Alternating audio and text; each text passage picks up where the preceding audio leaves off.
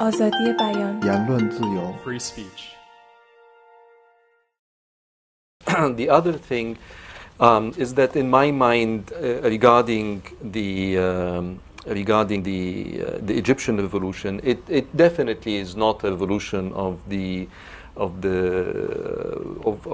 poor and hungry. I mean, that is one dimension of it, but I think it's a revolution in which principles lie at the very core of it, and one of them is open access to information.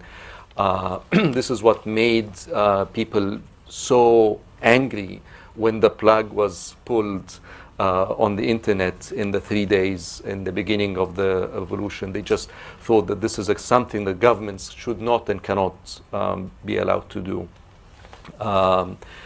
And so many details about the revolution in the early stages were intricately connected to access to information.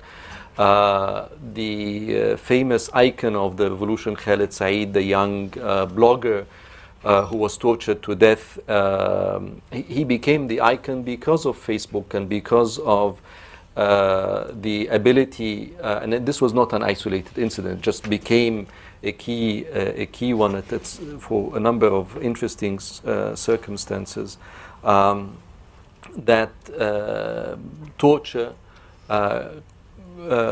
should now be made public. Cases of torture will not be hushed. And it's the bloggers and Facebook activists who made Khaled Said and many other people and the torture they have been subjected to really a national issue. And people identified, and it is no accident that the revolution broke out on 25th of January, which is Police Day, to humiliate the police and to tell them this is something you cannot do. That aspect of the need to inform was central in the revolution. But the interesting thing is that throughout the past 15 months, we toppled Mubarak, but the regime is still very much there, and the deep state, as it is, this is a household term in Egypt, is very much hitting back with a vengeance.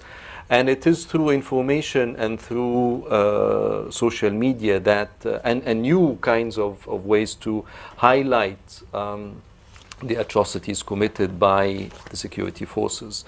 And the most interesting example is one that Free Speech Debate has on their, as one of the case studies, Askar Kadibun, the military liars, or the military are lying, to take videos to the streets and show people in cafes and passers-by what the military had been doing to refute the official narrative of what is happening. I have two further points to make. One in response to what Timothy is saying about the event that happened in Egypt. One of the interesting things, that this was a fascinating debate or encounter between Timothy and his project and these young bloggers who were reluctant to engage with these questions. And part of the reluctance came from what Timothy was speaking about. These are principles set down in Oxford, and we are doing the real struggle. But I think the deeper problem in my reading of that particular evening was that we are in the middle of a revolution in which the rules of the game are changing every single day, and the rules of the game regarding many things, including information, how to have access to it, how to read, how to assess, how to evaluate, how to share information, what is to be censored, what is not to be censored. We are, I mean, that aspect of the revolution is very much central. And it's interesting, and this will be my last point, to then say that unlike, and again, I don't think this audience needs to be reminded of this, but I will say it anyway. It's a nice, maybe dead horse to beat. But it's not really Islamists, in my mind, that pose the most serious threat to freedom of information.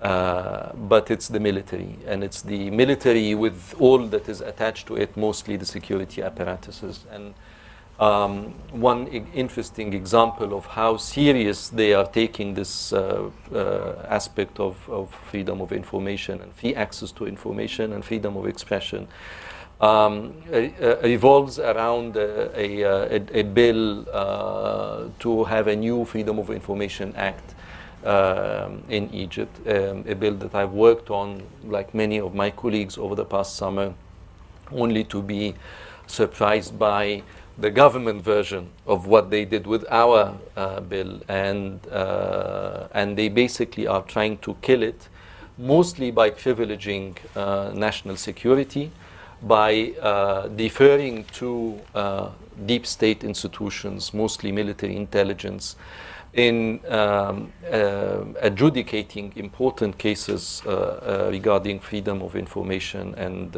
free access to free information, establishing a new National Council for Information, which is what we've been calling for, but that National Council would defer to the military when they suspect that some cases might jeopardize national security. So it is the military that we're fighting, and it's the national security that we need to challenge.